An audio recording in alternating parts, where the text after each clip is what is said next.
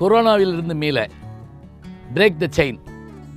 நோய் தொடருக்கு தடை கொடுப்போம், கொரோனாவிற்கு விடை கொடுப்போம்.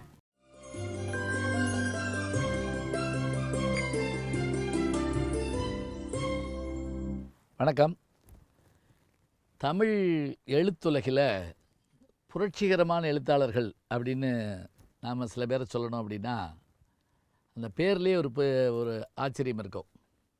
அவர் யார் அப்படின்னு கேட்டால், சோ விருத்தாசலம் என்ற இயற்பெயரை கொண்டு 1906ஆம் ஆண்டு திருப்பாதிரிப்புலியூர், கடலூர் மாவட்டத்தில் இருக்கக்கூடிய அந்த ஊரில் அவருடைய தந்தையார் தாசில்தாராக இருந்தார். அங்கே பிறந்தவர் தான் இந்த சோ விருத்தாசலம். இவர் தன்னுடைய பேரை புதுமை பித்தன் என்று வைத்து கொண்டார். பாருங்கள், எவ்வளோ அழகாக இருக்குங்கிறது. பித்தன்கிறது சிவபெருமானுக்கு பழைய பேர். பித்தா பிறைசூடி பெருமானே அருளாளா. புதுமை என்பது நியூ வேவ்னு நம்ம சொல்லுவோம். இந்த ரெண்டையும் இணைக்கிற பாலம் மாதிரி வச்சுக்கிட்டார். இவருடைய தந்தையார் தாசில்தாராக இருந்ததுனால இவர் சின்ன வயது பள்ளிக்கூடத்து வாழ்க்கையெல்லாம் கள்ளக்குறிச்சி, செஞ்சி போன்ற பகுதிகளில் படிச்சுட்டு பிறகு திருநெல்வேலிக்கு வர்றார். அங்கே இருக்கக்கூடிய பள்ளிக்கூடத்தில் படித்து முடித்த பிறகு இந்து கல்லூரியில் அவர் தன்னுடைய இளங்கலை பிஏ படிக்கிறார். எனக்கு ஒரு பெரிய வாய்ப்பு என்ன கிடைச்சது அப்படின்னா, அந்த கல்லூரி ரொம்ப பழமையான கல்லூரி. எம்டிடி ஹிந்து காலேஜ்னு சொல்லக்கூடிய திருநெல்வேலி கல்லூரி.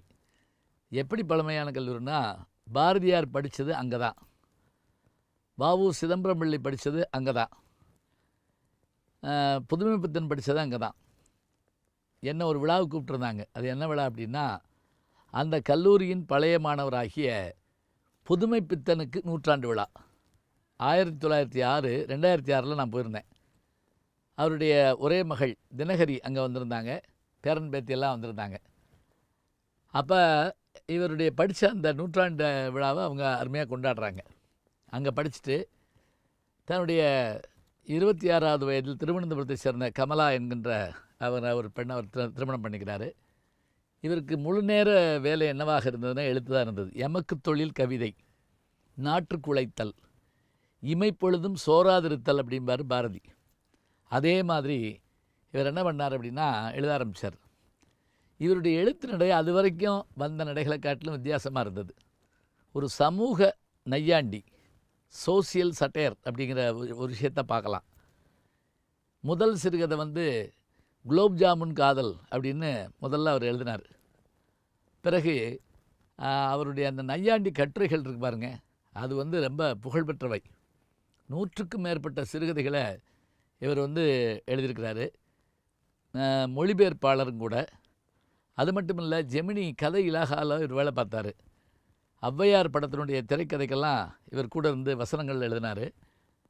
பின்னாடி ராஜமுக்தின்னு ஒரு படம், தியாகராஜ பாபு நடித்த படம், புனேயில் போய் எடுத்தாங்க. அங்கே போய் எடுத்தபோது இவருடைய உடல்நலம் பாதிக்கப்பட்டு 1948 இங்கே ரயிலில் வர்றாரு. கடுமையான இருமல் இதில் பாதிக்கப்பட்டு அவர் மரணம் அடைகிறார். அப்போ 42 வயது தான் இவருக்கு.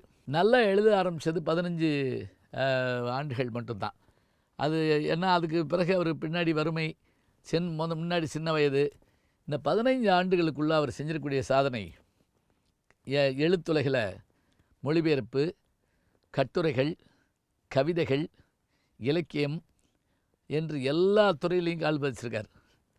அவருடைய மறக்க முடியாத படைப்புகள் அப்படின்னு சொன்னால் கடவுளும் கந்தசாமி பிள்ளையும்னு ரொம்ப அற்புதமான சிறுகதை. சிவபெருமான் பூமிக்கு வரக்கூடிய ஒரு விஷயம். என்கிட்ட ஒரு மாணவி பிஹெச்டி பண்ணாங்க. அப்படி பண்ணுற போது திருவிளையாடல் காலந்தோறும் அப்படின்னு பண்ணாங்க. அந்த திருவிளையாடலில் சிவபெருமான் 64 திருவிளையாடல் பண்ண மதுரைக்கு வந்தார், பூமிக்கு வந்தாருன்னு பார்க்குறோம் இல்லையா. அதனுடைய தொடர்ச்சியாக புதுமை பித்தன் வரைக்கும் அந்த தீசிஸில் சேர்த்துக்கிட்டோம். கடவுளும் கந்தசாமி பிள்ளைங்கிறது அவ்வளோ அருமையாக இருக்கும். அதே போல் ராமாயணத்தை பற்றி அவர் ரொம்ப வித்தியாசமான முறையில் ஒரு தனக்கு ஓலைச்சுவடி கிடைச்சதாகவும் அதை பற்றி எழுதுறதாகவும் நாரத ராமாயணம்னு எழுதியிருப்பார். இவருடைய படைப்புகள் முழுவதையும் நல்ல மிகச்சிறந்த தொகுப்பாளர், எழுத்தாளர் ரா வெங்கடாசலபதி அவர்கள் தொகுத்திருக்கிறார். தமிழ்நாடு அரசு இவருடைய படைப்புகள் முழுவதையும் இதில் போட்டிருக்காங்க. அப்போ நாட்டுடைமையாக்கியிருக்காங்க.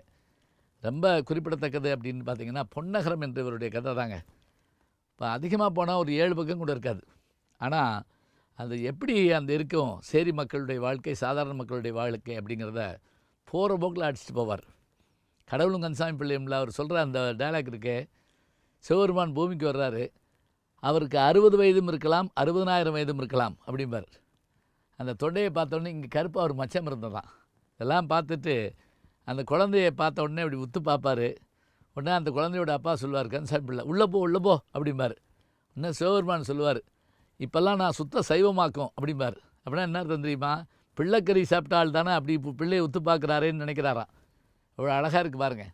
மருதநாயகம் என்ற ஒரு பேராசிரியர் மதுரை காமராசர் பல்கலைக்கழகத்தில் ஆங்கிலத்துறை பேராசிரியர் புதுமைப்பித்தனை பற்றி அருமையான திறனாய்வு பண்ணியிருக்கார். இப்போ நான் சமீபத்தில் அவரை அமெரிக்காவில் பார்த்து இந்த விஷயத்தை சொன்னோடனே அவர் அவ்வளோ சந்தோஷப்பட்டார். இப்போ நினச்சி பாருங்கள், புதுமைப்பித்தனுடைய இந்த சிறுகதைகள் தமிழ் எழுத்துலகில் பெரிய மாற்றத்தை கொடுத்தது. எல்லா எழுத்தாளர்களும் தங்களுக்கு முன்னோடியாக புதுமைப்பித்தனை போல் எழுத வேண்டும் என்று நினைக்கிறார் என்றார். அதற்கு காரணம் அவருடைய எழுத்து, அவருடைய தைரியம், அவருடைய அந்த அழகான நடை. ஆக தமிழ் இலக்கிய வரலாற்றில் சிறுகதை என்றால் அது புதுமைப்பித்தன் என்று நாம் போட்டுக்கொள்ளலாம். அத்தகைய பெருமையுடையவர் நம்முடைய புதுமைப்பித்தன்.